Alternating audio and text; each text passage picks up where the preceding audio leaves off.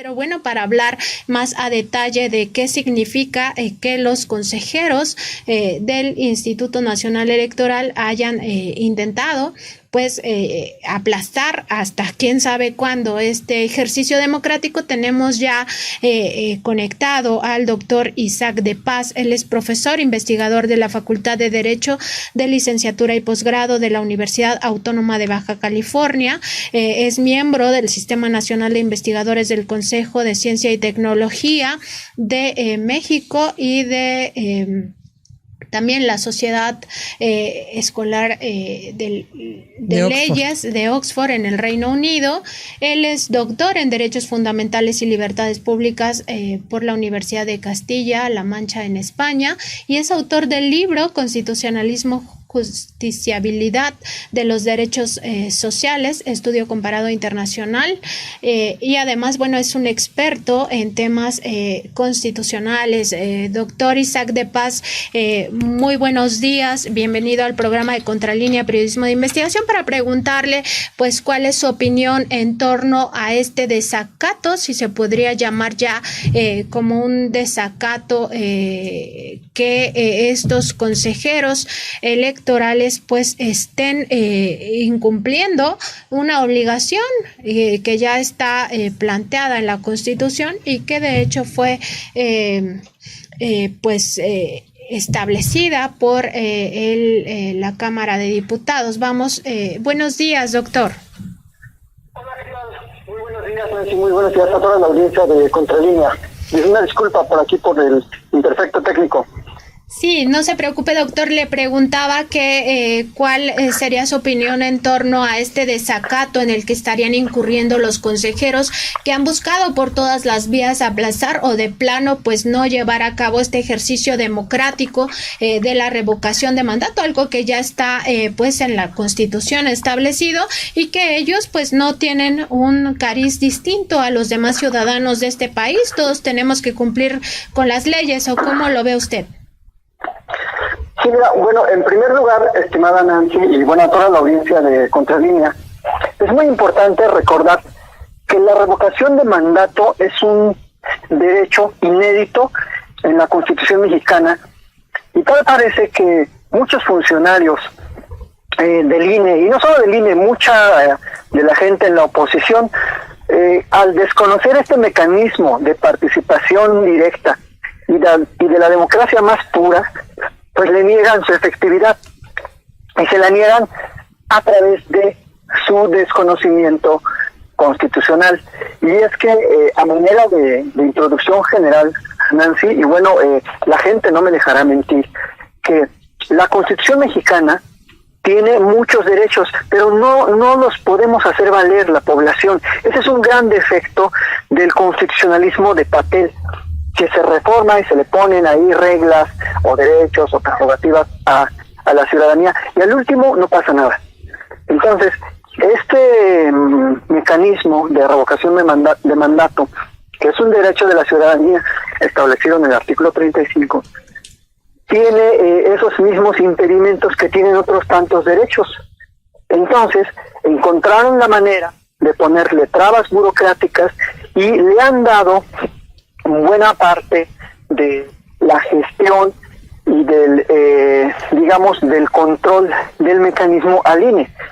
Y eso, pues, desafortunadamente, le está poniendo estas barreras administrativas y yo creo que la más falible es esta barrera presupuestaria, porque sabemos que el INE ha tenido históricamente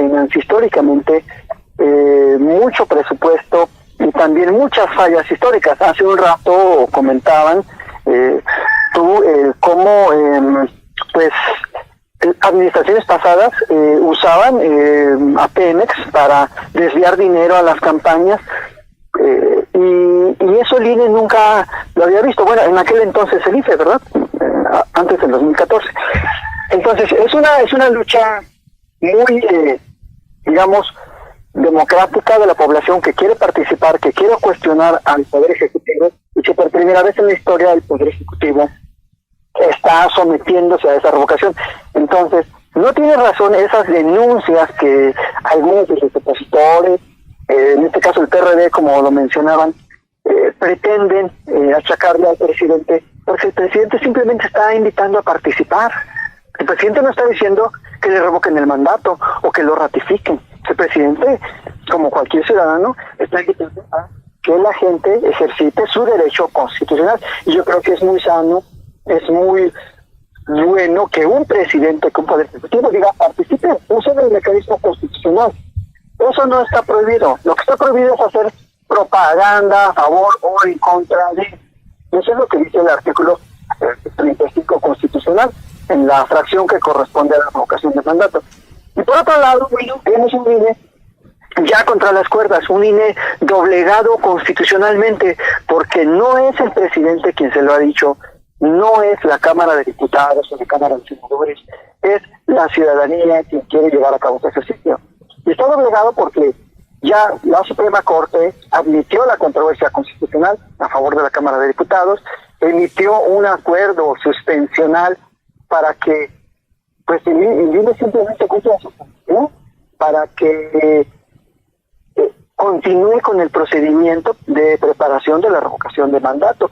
Y por si fuera poco, por si no bastara la Suprema Corte, que yo digo que con eso es suficiente, porque es el más alto tribunal que interpreta y que aplica la Constitución, ya también el Tribunal Electoral, a raíz de otros procesos judiciales, la Sala Superior, que es también la más alta magistratura, digamos, que también interpreta las cuestiones electorales de la Constitución, ya dijo que el INE no tiene pretextos, que tiene que ajustar su capacidad presupuestaria. Y lo dijo siguiendo mucho, casi con el guión que le ha establecido la Suprema Corte de Justicia de la Nación.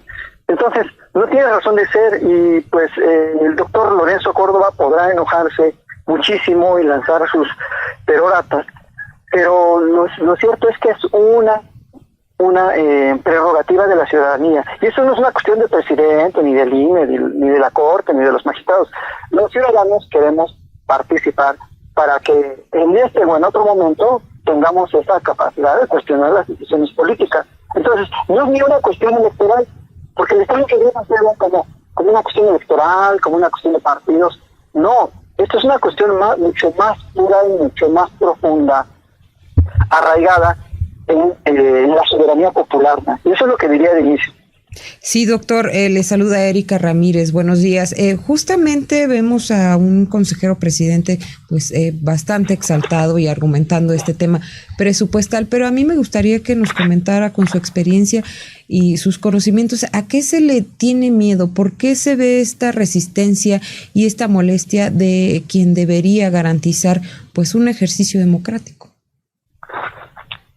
Bueno, yo lo único que veo, y por lo último que declaró, que a lo imposible nadie está obligado, esa autonomía que tienen los órganos constitucionales, o algunos órganos constitucionales, la han interpretado como una capacidad, como una autarquía, casi como una autogobernanza, y como si estuvieran,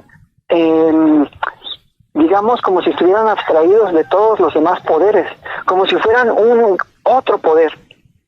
Entonces, ese rechazo en parte se debe a que la gente cuestiona cómo gasta el INE su dinero, de qué manera está, digamos, aplicando todas las partidas presupuestarias que tiene, y el INE hasta este momento no ha demostrado que tiene fondos insuficientes, porque efectivamente puede ser que un órgano diga no me alcanza, es insuficiente, pero lo tiene que demostrar. O sea, digamos que la carga de la prueba presupuestaria para decir no me alcanza para llevar a cabo una consulta le corresponde al INE, no le corresponde a la ciudadanía, no le corresponde a la Cámara de Diputados, no le corresponde a la Secretaría de Hacienda, porque si aceptamos la premisa del INE de no nos alcanza para realizar este procedimiento, pues en cualquier otro momento subsecuente, en cualquier otra elección o en otro procedimiento electoral, el INE va a poder decir no voy a llevar a cabo las elecciones porque no me alcanza el dinero. Y es una declaración unilateral, como si ellos decidieran cuánto gastan, cómo lo gastan y dónde lo gastan, como si no hubiera leyes de racionalidad presupuestaria, como si no tuviéramos una ley de austeridad republicana de 2019 que le aplica también al INE. Entonces, hay muchos principios de la racionalidad presupuestaria que el INE, bajo ese rótulo, esa marca de la autonomía, pretende evitar y le quiere dar la vuelta. Esa es una primera, digamos, reticencia, la formal y hasta, si ustedes quieren, Nancy y Erika, y estimado público, como la legal. Pero está la otra, que vemos que el INE está alineado a los intereses, al discurso, a toda la narrativa de la oposición.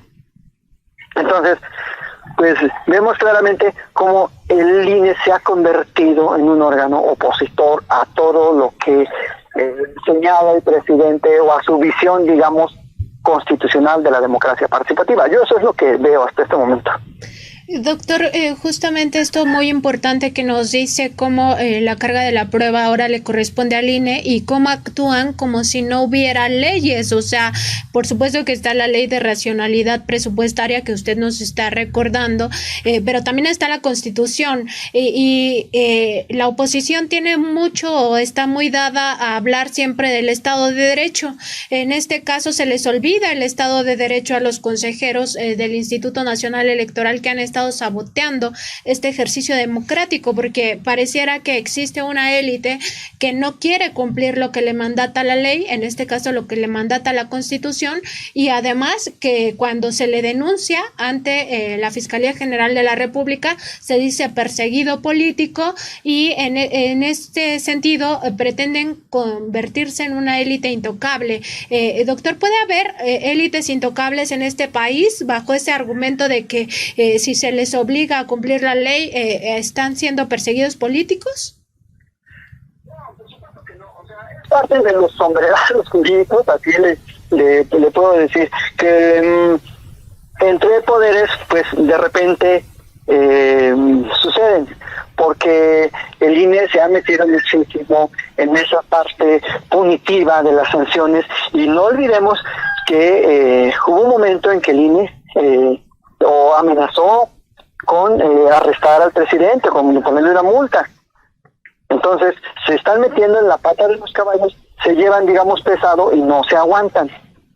En ese aspecto, pues la denuncia que hizo el presidente de la Cámara de Diputados, desde luego, bajo su muy personal interpretación de lo que puede significar impedir o, como tú lo mencionas, sabotear un ejercicio democrático, pues él está en su derecho de denunciar, ya que proceda, como decimos los abogados, pues eso es muy diferente. Y yo coincido esa parte con el presidente de la República en que sí, no es necesario llevar el terreno, bueno, este conflicto al terreno de lo penal, pero no puede ser eso, desde luego, no significa una persecución política.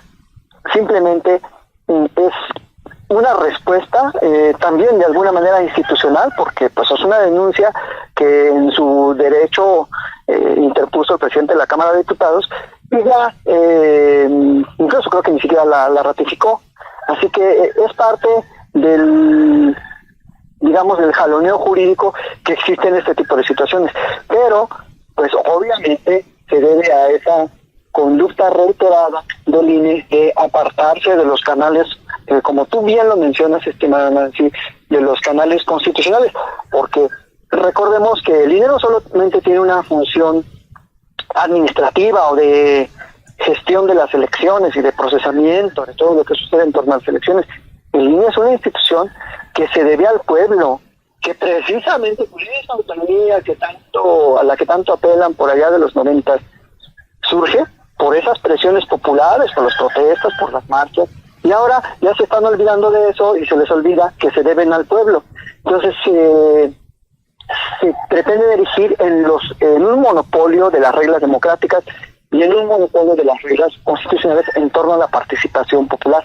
Por eso pues la gente se les echa encima y por eso un poder legislativo pues los denunció. Por eso desde luego que no es una persecución política. Si hubiera en este país, o si Morena o incluso el presidente quisiera perseguir políticamente, digamos, ya hace mucho les habrían fincado con faramayas, a lo mejor, un juicio político, por lo menos, a algunos consejeros, o por lo menos a los dos que son más protagonistas. Pero sí. No, va a pasar. Entonces, yo creo que es parte del juego democrático y de la grilla jurídica que se da en torno a un proceso tan importante, porque además, como dije al principio, es un proceso inédito y nadie sabe bien a bien por dónde ir con este proceso de revocación de mandato, porque nunca en la historia al pueblo se le había permitido participar.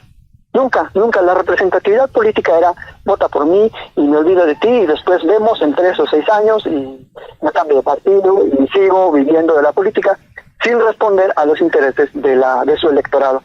Eso ya está cambiando y en esa lucha, claro, pues hay quienes se sienten mártires, hay quienes se sienten apóstoles y la verdad es que lo único que quiere la población es tener un directo que pueda cuestionar y que pueda echar a un presidente cuando no nos guste cómo está gobernando. Ese es el único fin de todo. Aquí quien pierde gana es la población. Sí, justamente, doctor, sin duda este ejercicio sentará un precedente histórico y me gustaría saber si en futuras ocasiones, cuando si se llega a ver nuevamente este tipo de resistencias, estas denuncias que llevaron a cabo pues el presidente de la Cámara de Diputados en contra de los consejeros electorales, pudieran prosperar en algún momento, más allá de no judicializar el proceso, sino pues saber si se puede tener esta herramienta que pues obligue a los consejeros a llevar a cabo la revocación de mandato. Sí, mira, yo creo que no puede prosperar, Nancy, Erika, bueno, en particular porque todos los órganos administrativos, dentro de su función, pueden, digamos, equivocarse, tienen este derecho a emitir sus actos administrativos y al ser de naturaleza administrativa estos actos, pues pueden no cumplir con los requisitos que les marcan las propias normas administrativas. Y ese no cumplimiento tiene una sanción de igual naturaleza administrativa o una revocación ya en el ámbito judicial. Por eso el presidente, con toda la experiencia que tiene, dice, no, déjenle este asunto al Poder Judicial, que es quien va a resolver. Y a menos que se compruebe que de verdad hay un dolo, de verdad hay un ánimo para impedir o llevar a cabo el procedimiento, o que se están coaligando con otros funcionarios o con otras personas de la iniciativa privada. Pero eso pues está sujeto a comprobación, ¿no? A que de verdad les comprueben que se están aliando para impedir efectivamente, pero eso es muy difícil porque se da en el ámbito subjetivo y pues lo subjetivo es muy difícil probar. Pues, el pensamiento, digamos, no delinque, no es una de las máximas en materia penal. Yo creo que tenemos que quitarle un poco el monopolio al INE, tenemos que arreglar ese mecanismo de revocación de mandato. Al igual que la consulta, yo considero que está sumamente burocrático, muy tramposo, con porcentajes muy altos. Yo creo que sí tenemos que repensar esos dos mecanismos para que no tenga el INE toda la gestión, todo el monopolio, digamos, del procedimiento y la población efectivamente podamos participar. Porque en ese momento también la población tiene un margen de participación muy limitado. Juntar las firmas, digamos que hacer gestión, pero no se puede hacer más allá de eso. Entonces creo que habría que replantear incluso los dos mecanismos, no tanto buscar mecanismos punitivos, pero desde luego pues se ve muy mal que esa reiterada conducta pues da a pensar a la mayoría de la gente que de verdad tienen la intención de impedirlo. Entonces, pues eso es lo que puedo decir de eso. Veremos, doctor, qué pasa con este tema de la revocación de mandato y por supuesto también de la reforma en el ámbito electoral, que ya lo ha planteado también el presidente Andrés Manuel López Obrador y que sería muy importante, como usted dice, pues repensar también al INE, que no siga monopolizando todos los temas de la democracia, sobre todo porque pues ya vimos cómo se las gastan los consejeros. Platicamos con el doctor Isaac de Paz, quien es abogado, experto en Derecho Constitucional, profesor investigador de la Facultad de Derecho de Licenciatura y Posgrado de la Universidad Autónoma de Baja California, y agradecemos sus reflexiones. Muy buen día, doctor. Muchísimas gracias. Buen día, Nancy, Erika, y buen día a la audiencia. Buen día.